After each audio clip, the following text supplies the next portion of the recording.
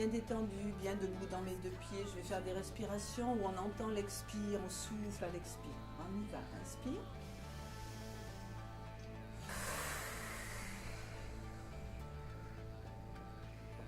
On commence à se détendre déjà en bougeant un peu nos pieds et on va y aller. Inspire, on étire les bras, on se grandit, on se grandit. Et je lâche. Fermez les yeux, détendez-vous. Une petite respiration, soulève légèrement la main et puis ça s'abaisse. Observez bien.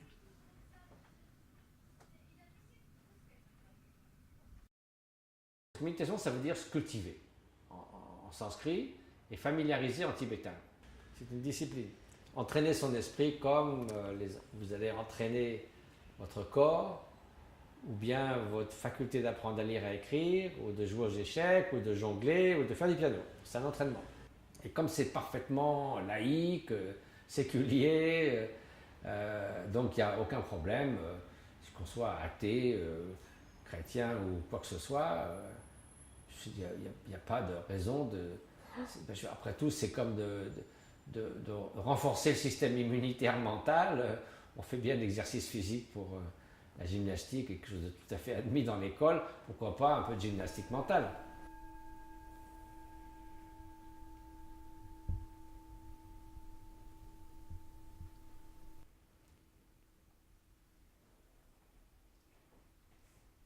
Ça nous calme, moi je pense. On est plus calme, plus intéressé.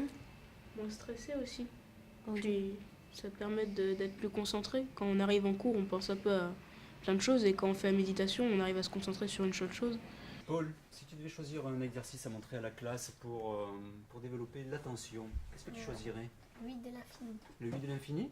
Tu leur montres? On doit la mettre le pouce devant nous et tourner, enfin faire le 1-8 sans que notre tête bouge. Ok, on y va tous ensemble?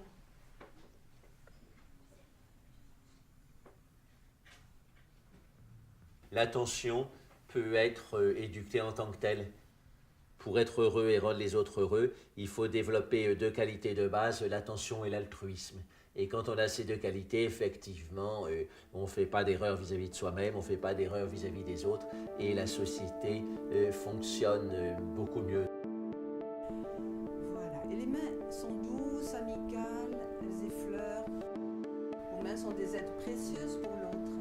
Voilà. Et on va dire, je vais te nettoyer un petit peu, je vais t'aider à nettoyer un petit peu ce qui peut être lourd, ce que tu peux porter de lourd ou de triste dans ton dos.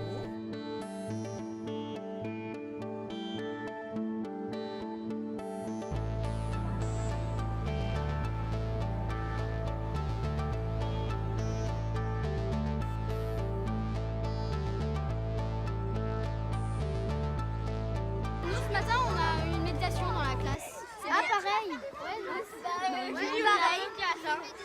Bon, moi j'aime bien. Enfin, on fait genre l'électricité statique ou la forêt. Oh, moi j'adore. On peut faire l'exercice où on. Ah ouais. Parce que là en fait on a. Allez, on apprend. 3, 2, 1.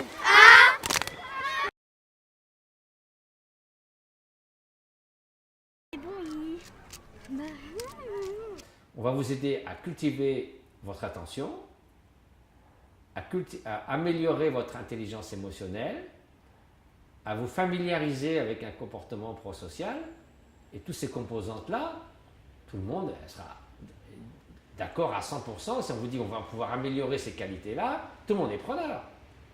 Dans un monde où on déplore l'intolérance, où on déplore l'individualisme égoïste, etc., je veux dire, qui pourrait s'opposer dans quelle culture, dans quelle religion à développer la bienveillance, par exemple? Ça n'a pas de sens. Tout système éducatif ne devrait pas avoir peur d'enseigner ces valeurs. C'est vraiment une éducation, c'est-à-dire qu'on doit commencer dès la maternelle et il faut qu'on change la société d'aujourd'hui, parce qu'on est trop dans l'individualisme aujourd'hui et c'est plus possible. C'est plus possible du tout. Il faut qu'on soit dans un esprit de coopération, d'entraide, de solidarité. Donc moi j'espère, je crois, j'espère que je ne me trompe pas, mais que ce sera des enfants suffisamment solides qui apporteront quelque chose à la société future.